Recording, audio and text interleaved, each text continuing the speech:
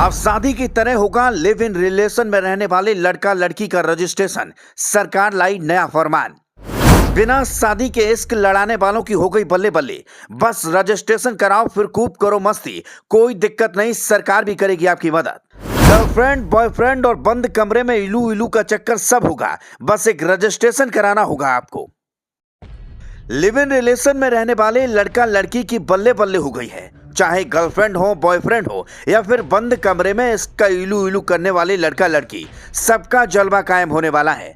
अब ना किसी से डरने की जरूरत है, ना चोरी छिपे इश्क लड़ाने की। सब खुल्लम खुल्ला करो, सरकार भी आपकी मदद करेगी, इसीलिए टेंशन लेने का नहीं। दरअसल सरकार एक नया आदेश जारी करने वाली है। जो लड़का लड़की बिना शादी के लिव इन रिलेशन में रहते हैं, उनको अब एक रजिस्ट्रेशन कराना होगा और काम पक्का।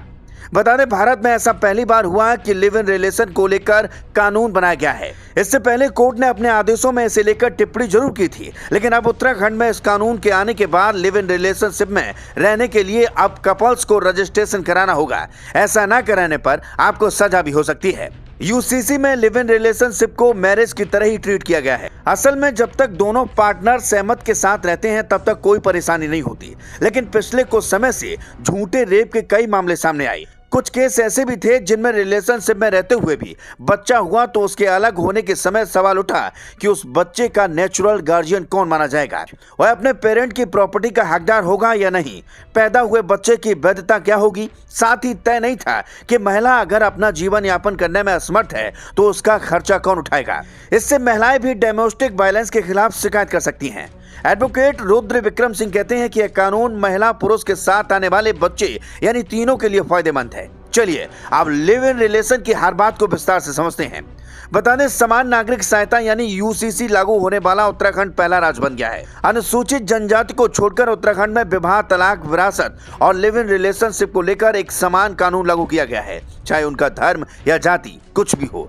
लेकिन अब उत्तराखंड में इस कानून के आने के बाद लिव इन रिलेशनशिप में रहने के लिए अब कपल्स को रजिस्ट्रेशन कराना होगा। इसके लिए जिले के रजिस्टर के सामने एक एप्लीकेशन देना होगा। जिले का रजिस्ट्रार एप्लीकेशन के आधार पर जांच पड़ताल करके यह डिसाइड करेगा कि उन्हें रजिस्ट्रेशन मिलना चाहिए या फिर नहीं। एप्लीकेशन देने के 30 दिन के भीतर रजिस्ट्रार दोनों को लिविंग में रहने के लिए अनुमति दे देगा। रजिस्ट्रार को ऐसे एप्लीकेशन खारिज करने का अधिकार प्राप्त है जिनमें लिव इन रिलेशनशिप में रहने जा रहे पार्टनर्स तय शर्तों को पूरा नहीं करते हैं। चलिए अब इसके सभी नियम समझ लेते हैं। हिंदू मैरिज एक्ट के अंदर कुछ ऐसे रिश्ते हैं जिनमें शादी को मान्यता नहीं मिल सकती है।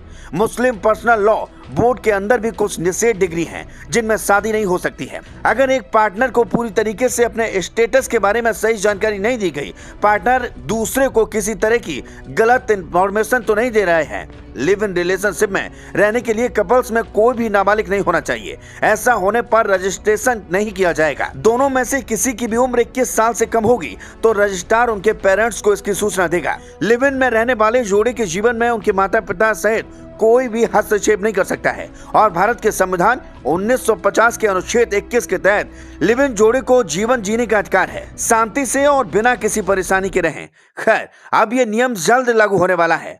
आप इसको लेकर क्या कहेंगे, कमेंट में जरूर बताइएगा। Bureau report.